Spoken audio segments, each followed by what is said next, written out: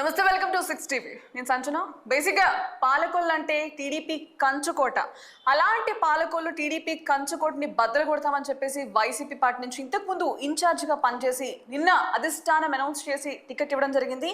ఈ నేపథ్యంలో శ్రీహరి గోపాలరావు గారు గుడాల మనతో పాటు ఉన్నారు. అదే గుడాల గోపి గారు అంటే అందరూ గుర్తుపడతారు. ప్రస్తుతం మనతో పాటు ఉన్నారు. వారితో మాట్లాడి వారి అంతరంగం ఏంటో తెలుసుకుందాం. నమస్తే సార్. నమస్తే అమ్మా. ముందుగా ఎలా ఉన్నారు? బాగున్నాం. పార్టీ అధిష్టానం టికెట్ అనౌన్స్ చేసింది, సో ఎలా ఫీల్ అవుతున్నారు? చాలా హ్యాపీగా ఉంది. చాలా హ్యాపీ అంటే ఆ హ్యాపీని షేర్ చేసుకోవడానికి ఆనంద బాష్పాలు తన్నుకొచ్చే అంత ఆనందంగా ఉంది. అది మీ చెమటల రూపంలో తెలుస్తోంది, బయట అభిమానుల రూపంలో తెలుస్తోంది. సో మెయిన్గా మనం చూసుకున్నట్టయితే పాలకొల్లు అంటే టీడీపీ కంచుకోట అంటారు. సో ఆ కంచుకోటలో మీకు అపోజిట్ గా నిమ్మల రామానాయుడు గారు ఉన్నారు. మీరు ఆయన ఏ విధంగా ఢీ కొట్టబోతున్నారు? అసలు నాకు అపోజిషన్గా కంచుకోట అనే స్థానిక ఎమ్మెల్యే గారిని నేను పరిగణలోకే తీసుకోలేదు. ఎందుకు తీసుకోలేదని మీరు అడిగారు కదా, దానికి నేను క్లారిటీగా చెప్తా. ఇక్కడ శ్రీ గౌరవ ముఖ్యమంత్రి గారైన జగన్మోహన్ రెడ్డి గారికి ఫస్ట్ నాకు సీట్ అనౌన్స్ చేసిన వారికి కృతజ్ఞతలు తెలియచేస్తూ, ఇక్కడ పాలకొల్లులో ఏదైతే అభివృద్ధి పదంలో స్థానికంగా మేము ఎమ్మెల్యేగా లేకపోయినా ఇక్కడ జగన్మోహన్ రెడ్డి గారు అర్హత ఉంటే చాలు, కులం లేదు, మతం లేదు, పార్టీ లేదు, భేదం లేదు అనే ఒక నినాదంతో పరిపాలనా విభాగం స్టార్ట్ చేసిన మా ముఖ్యమంత్రి గారికి హృదయపూర్వక ధన్యవాదాలు తెలియచేసుకుంటున్నాం. ఎందుకంటే వారికి ధన్యవాదాలు మరీ చెప్తున్నాం.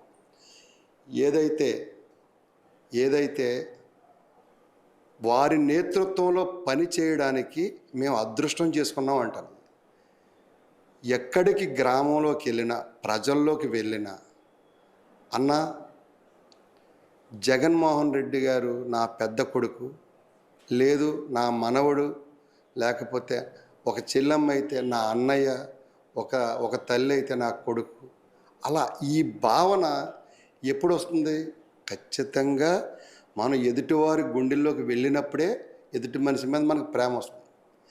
ఆ ప్రేమని ఇప్పుడు గడపకి మన ప్రభుత్వం చేసే సమయంలో ఒక్కో ఇంటికి మినిమం 5 minutes కేటాయిస్తాను నేను. ఖచ్చితంగా వాళ్ళతో షేర్ చేయాలి. వాళ్ళతో ఉన్న భావం మనకు బయటకు రావాలంటే 5 నిమిషాల సమయం నేను తీసుకుంటా ఖచ్చితంగా. ఇలా వెళ్ళి అలా వచ్చేయడం తూరేగ టైప్లో రాను నేను. నాకు ఎంతవరకైనా అంతవరకే వచ్చేస్తా.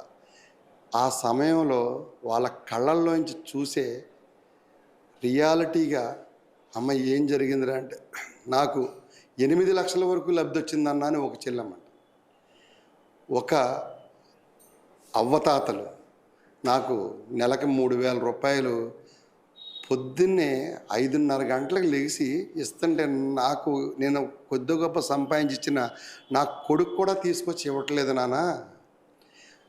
కనకపోయినా ఇటువంటి కొడుకు ఎదురుగుండా కనపడుతుంటే ఇంతకంటే ఆనందం మాకు ఏం కావాలి? ఇటువంటి ముఖ్యమంత్రి ఉంటే నాలాంటి పెద్దవాళ్ళకి ఎంత న్యాయం జరుగుతుంది? మాకు మందులకి సరిపోతున్నాయి, తినడానికి బియ్యం వస్తున్నాయి. అసలు ఇంకా ఇంతకంటే ఏ ప్రభుత్వం అయినా మనకి ఏమిస్తుంది? సో ఏ గవర్నమెంట్లో ఎవరెన్ని చేసినా కూడా ఇప్పుడు మీరు అన్నారు అలాంటి రెస్పాన్స్ వచ్చినప్పుడు చాలా హ్యాపీగా ఫీల్ అవుతారు. కొన్ని కోట్లు ఖర్చు పెట్టినా కూడా ఏం చేసినా కూడా అలాంటి గౌరవం కావచ్చు, అట్లాంటి రెస్పాన్స్ కావచ్చు, అట్లా అభిమానం సంపాదించుకోలేము. సో ఇవన్నీ చూసినప్పుడు మీకు ఏమనిపించింది? బేసిక్గా మీకు పాలిటిక్స్లో చాలా తక్కువ అనుభవం ఉంది, చాలా తక్కువ టైంలోనే ఇంత మంచి పేరు ఎలా తెచ్చుకున్నారు?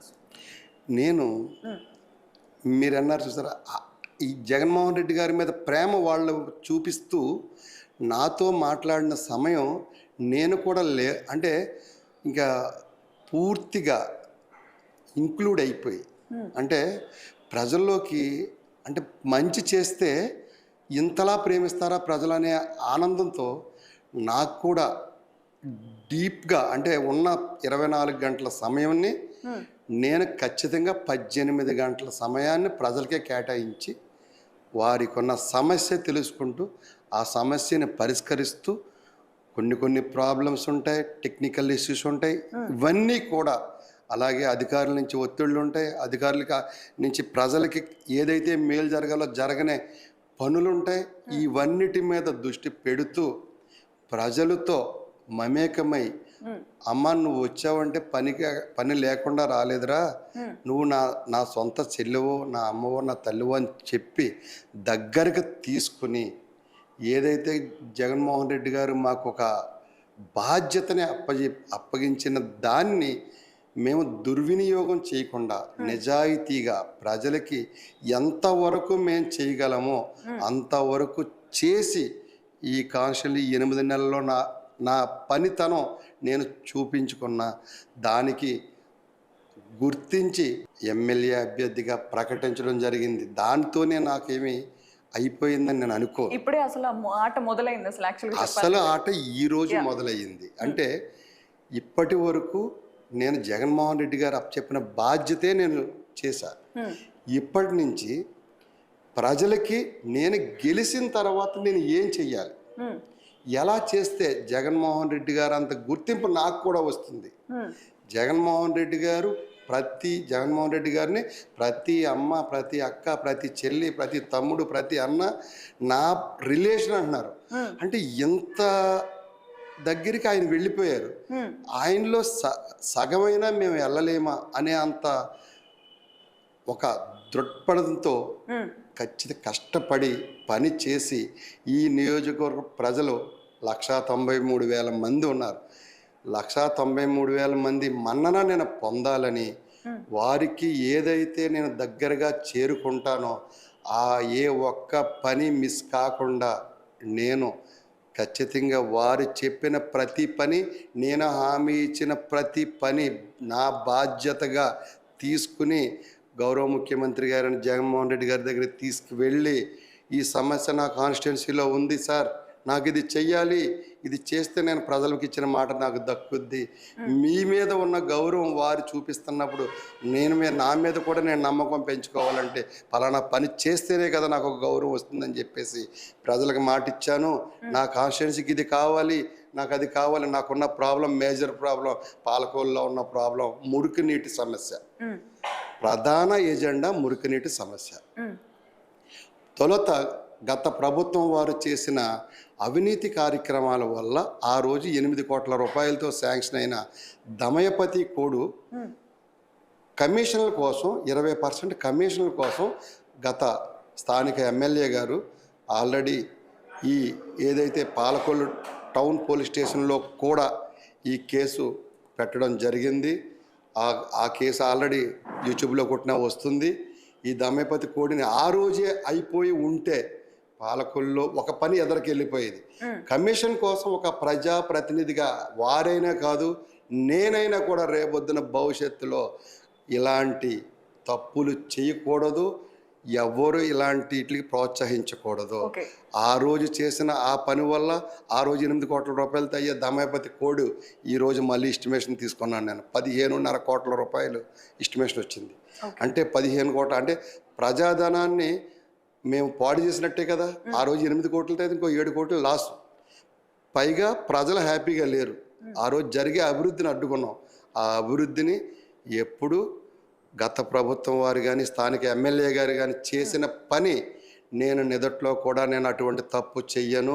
నా కాన్స్టిట్యున్సీలో అభివృద్ధి కోసం నిరంతరం కష్టపడతానని మీడియా వారికి తెలియజేస్తాను. ఓకే, అక్కడనే పట్టుకుంటే బేసిక్గా గోపి గారు అంటే చాలా స్ట్రైట్ ఫార్వర్డ్. ఇన్ క్యామ్ కానీ అవుట్ క్యామ్ కానీ ఏదున్నా సరే కుండ బద్దలు కొట్టినట్టు మాట్లాడతారు అనే పేరుంది. సో దీనిపై మీ కామెంట్ ఏంటి? ఇప్పుడు ఒక కష్టంతో ఒక మీడియా వారిగా మిమ్మల్ని ఒక నిమిషం తీసుకుంటా. మీరు ఒకటి నన్ను అడిగారు, మీకు అవ్వని దాన్ని నీకెందుకమ్మా నేను చేసేస్తాను అని. టెక్నికల్ ఉండొచ్చు, పాలసీ మ్యాటర్ అయి ఉండొచ్చు, ఏదైనా కానీ అవ్వని పనిని చేసేస్తామని మనం ఎలా చెప్తాం? నేను అలా చెప్పలేను. నా వల్లే అవుతుంది అంటే ఖచ్చితంగా నేను చేస్తాను. నేను నా వల్ల అయ్యే పనే ప్రజలకు నేను చెప్తా.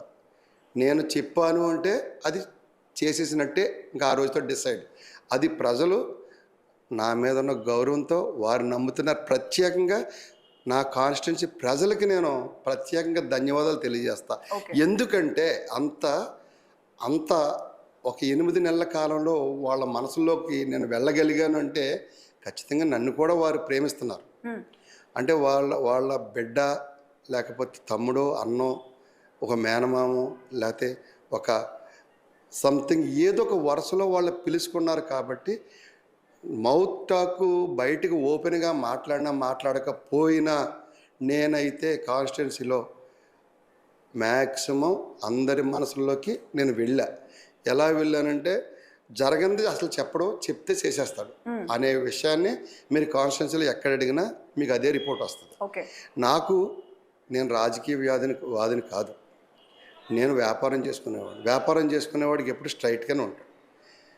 రాజకీయంలో మునిగితే ఏమో తర్వాత ఎలాగనేది నేనైతే వ్యాపారం చేస్తే నా వల్ల అయ్యేదే అవుతుందని చెప్తున్నాను.